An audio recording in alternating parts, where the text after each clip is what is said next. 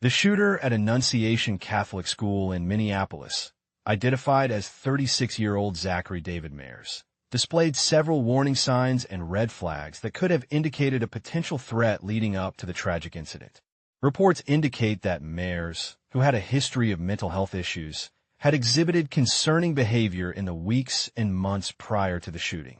It is crucial to analyze these warning signs to understand how they could have been identified and addressed to prevent such a devastating event. The shooter left online videos and writings indicating deep-seated hatred and an obsession with previous mass shooters. Westman had a long-standing fascination with school shootings dating back to middle school, which was documented in journals and YouTube videos. The shooter wrote extensively about violent scenarios, including reenacting school shootings using airsoft guns and video games. Classmates recalled Westman performing Nazi salutes behind teachers' backs and expressing admiration for violent ideologies. A former teacher reported signs of self-harm and emotional distress, which were flagged but may not have been adequately addressed. One significant red flag was Mayers' history of mental health issues.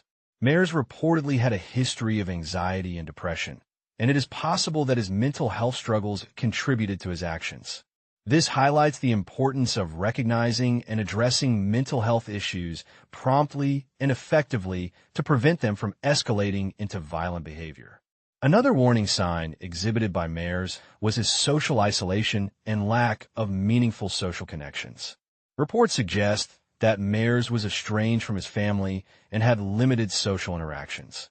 Research has shown that social isolation and a lack of support systems can increase the likelihood of individuals resorting to violence as a way to express their feelings of anger, frustration, or despair. This underscores the importance of fostering a sense of belonging and connection in individuals to prevent them from feeling alienated and marginalized. Reports indicate that Mayers had a history of aggressive behavior, including prior arrests for assault and domestic violence. This pattern of aggression and hostility towards others could have served as a clear warning sign that Mayers posed a potential threat to the safety of those around him.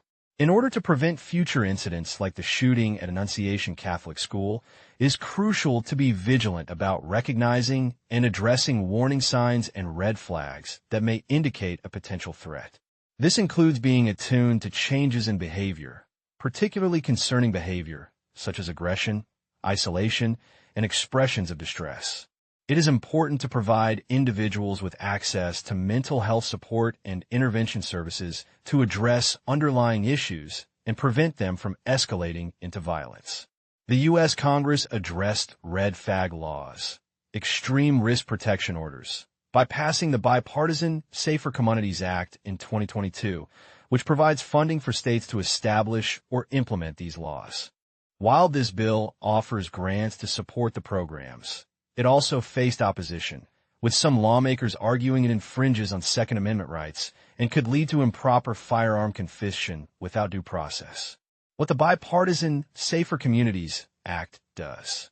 The act allocates $750 million to help states implement red flag laws and other violence prevention programs. The Biden administration has further directed federal agencies to support states in using these orders and has helped establish a National Resource Center for guidance. Arguments against red flag laws from some members of Congress. Critics argue that these laws violate Second Amendment rights by allowing for the temporary seizure of firearms without a criminal record or court adjudication. Lack of due process.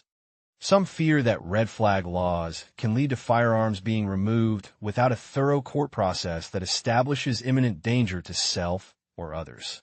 Potential for abuse. There is concern that these laws could be misused to deny firearms to law-abiding citizens. Legislation to block funding.